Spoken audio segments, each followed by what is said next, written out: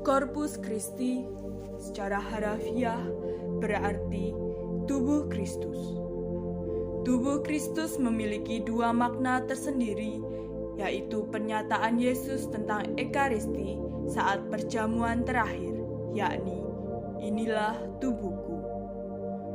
Menurut Lukas bab 22 ayat 19 hingga 20. Dan yang kedua adalah istilah yang digunakan secara tegas oleh Rasul Paulus yang merujuk pada gereja. Menurut 1 Korintus bab 12 ayat 12 hingga 14. Tubuh Kristus merupakan suatu komunitas yang terdiri dari orang-orang percaya dan bersama-sama bertumbuh dalam Kristus. Dalam pengertian khusus, Yesus sebagai kepala gereja dapat kita pahami bahwa Ia hidup dengan gereja, mengisi gereja dengan hidupnya, dan mengatur gereja secara spiritual.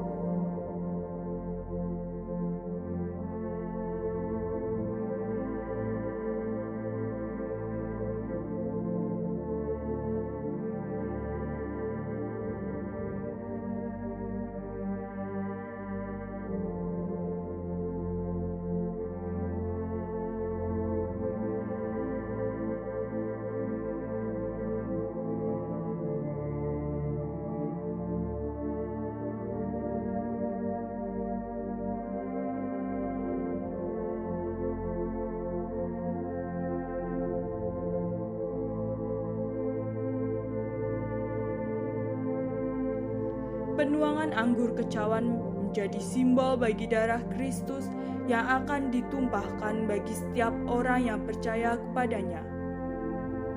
Darah Kristus digunakan beberapa kali di Perjanjian Baru sebagai ungkapan atas kematian Yesus sebagai korban persembahan dan penebusan dosa dalam mewakili manusia.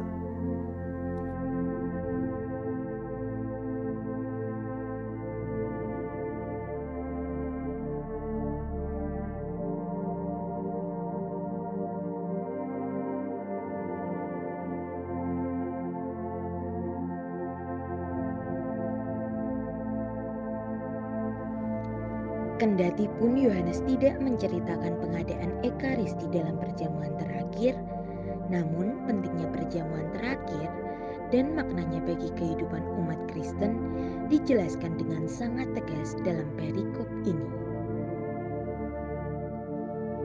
1. Yesus adalah roti kehidupan, bukan hanya dalam arti kiasan yang umum, yaitu bahwa pribadinya, ajaran dan karyanya sebagai utusan Bapa merupakan bekal hidup bagi orang yang menyambut pewartaan tentang Yesus itu dengan penuh iman kepercayaan. Tetapi juga dalam arti yang lebih khusus, yaitu bahwa daging atau tubuhnya yang diserahkan di salib dan darahnya yang ditumpahkan di Golgota melalui perjamuan Ekaristi menjadi bekal yang memelihara kehidupan manusia. Bagaimana orang mendapat bagian dalam bekal kehidupan, yaitu diri Yesus, daging dan darahnya yang dipersembahkan di Golgota itu?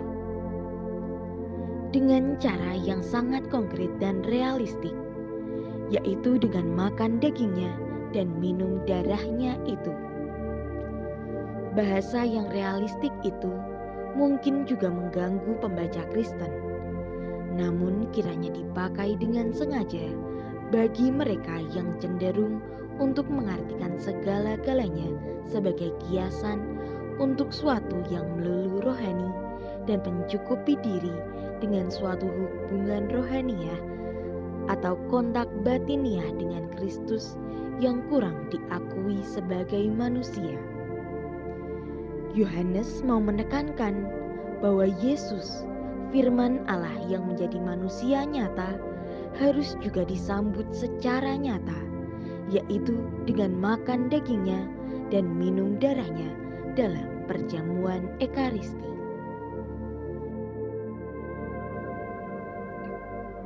3. partisipasi dalam perjamuan Ekaristi.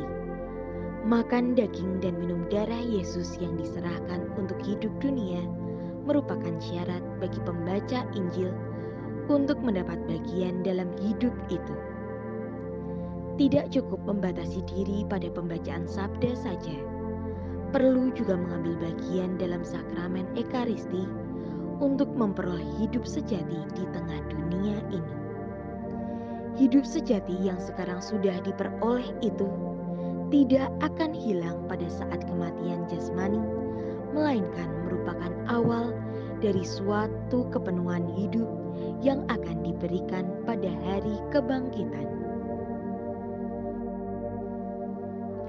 4. Daging Yesus yang dimakan dan darahnya yang diminum dalam perjamuan Ekaristi bukanlah jejamu atau ramuan yang begitu saja atau bahkan secara ajaib membangkitkan tenaga hidup baru. Dengan menyambut daging dan darah Yesus, orang memberikan tempat di dalam hidupnya kepada Yesus yang telah menyerahkan dirinya untuk orang lain. Orang masuk ke dalam suatu hubungan timbal balik dengan Yesus. Di satu pihak, ia mengakui bahwa Yesus menyerahkan dirinya untuk menghidupkan dia, dan ia memberi kesempatan kepada Yesus untuk membangkitkan hidup baru itu di dalam dirinya. Di lain pihak, ia juga mulai hidup dalam semangat Yesus yang menyerahkan diri untuk orang lain. Menerima hidup dari Yesus merupakan tantangan untuk hidup seperti Yesus. Tinggal di dalam Dia atau tinggal di dalam kasih-Nya bagi umat yang berkumpul dalam perjamuan Ekaristi berarti saling mengasihi.